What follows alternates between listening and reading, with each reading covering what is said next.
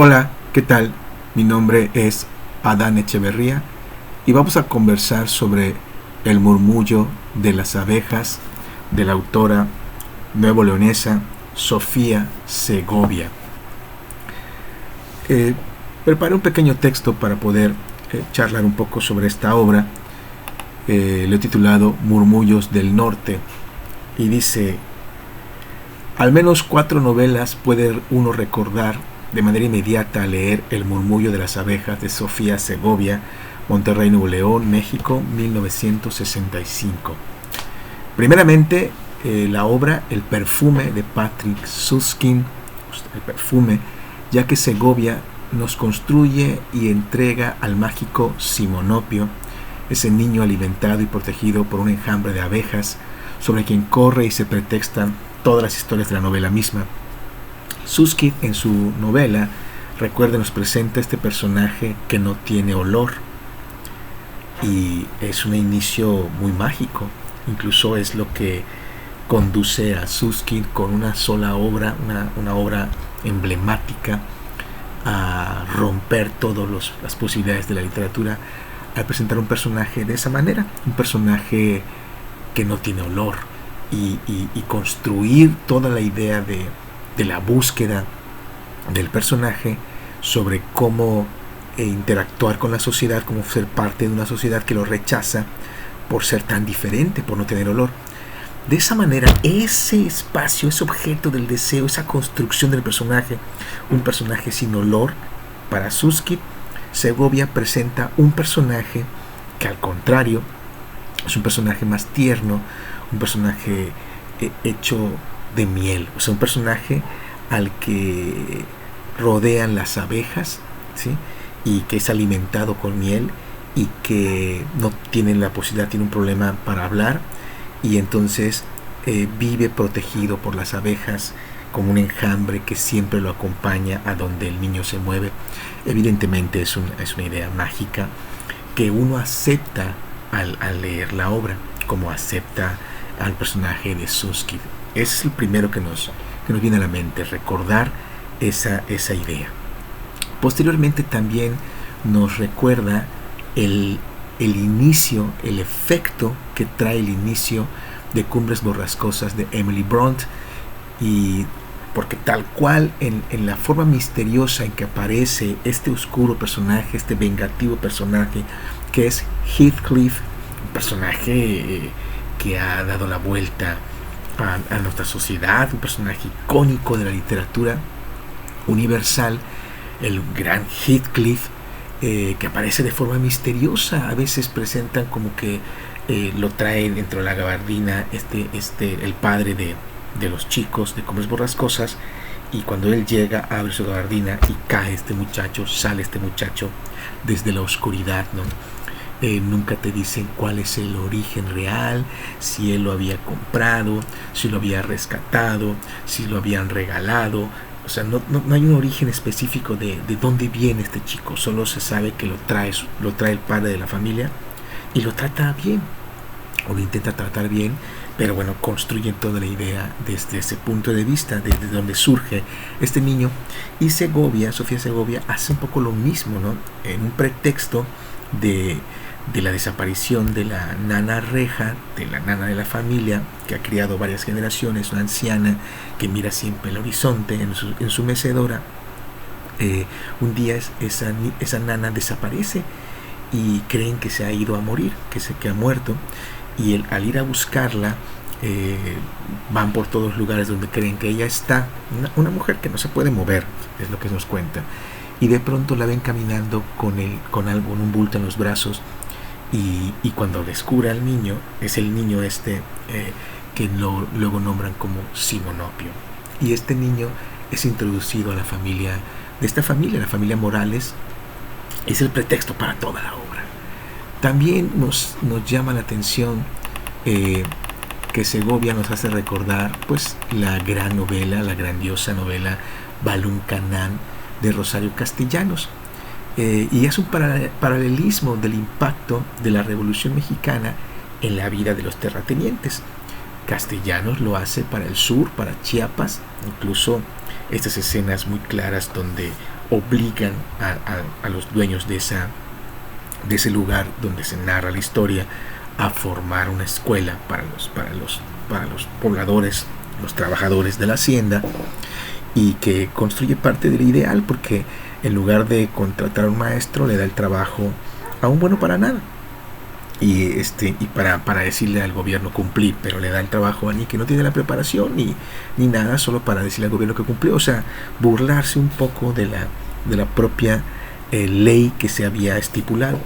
Y en este caso también se cuenta 100 años después, porque la novela recuerden ustedes que la novela de Castellanos es pues en los primeros 30 años del siglo XX, más o menos en esa época es en la que Castellanos escribe, a mediados del siglo XX, escribe su novela Balún Canán, y pues casi 100 años después Segovia, y me parece muy, muy bueno, escribe esa historia sobre cómo sufren los millonarios y los ricos terratenientes del norte, que tienen terrenos en Tamaulipas, terrenos en Linares, terrenos en Nuevo León, terrenos y terrenos y terrenos que han ido heredando por generaciones, y que de pronto se enfrentan a la revolución y a la reforma agraria, y pues tienen que ceder terrenos que no están siendo sembrados, pues son expropiados para repartirlo con el pueblo,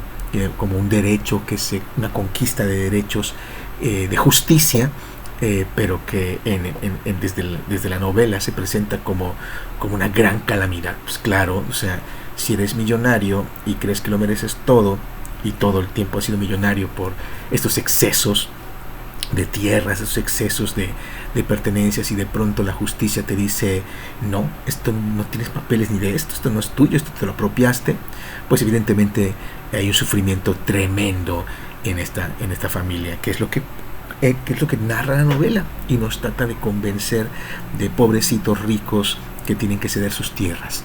Pero hay algo más importante en el tema de la novela, que en esta novela, que es bestseller, incluso se vende como un bestseller, que es la idea de cómo retratan a los personajes del sur.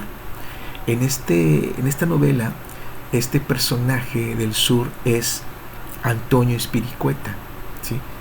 Y me parece interesante, porque no sé si es la idea de la novela, no sé si es un pensamiento de la autora, que no lo creo, que no lo quiero creer, o es un pensamiento que hemos escuchado muchas veces provenir de políticos, provenir de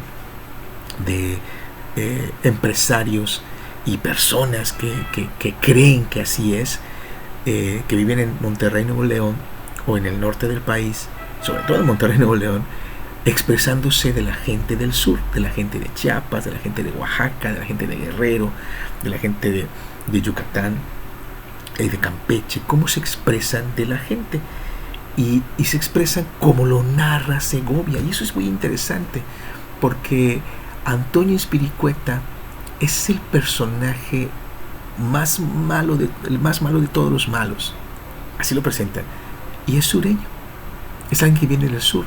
Es un ignorante, es un flojo, mal padre, mal vecino, golpeador de mujeres, violador y fanático religioso, que quiere a toda costa la muerte de este Simonopio, que es el pretexto de la obra, por considerar al niño que es un niño, es del diablo. Este niño es del diablo. Frases directas de la obra. Y hace que Espiricueta, el personaje más maldito, no hay otro personaje malvado en el norte de México. En toda la novela no hay otro personaje malvado, solo Espiricueta, ¿sí? Es el único, es el sureño. Todos los norteños son grandes samaritanos, excelentes vecinos, que se preocupan unos por otros. Solo el sureño Espiricueta es malo, está siempre sucio, y lo intentan ayudar, y es malo, no se permite que lo ayuden. Le dan tierras y quiere que las tierras sean suyas.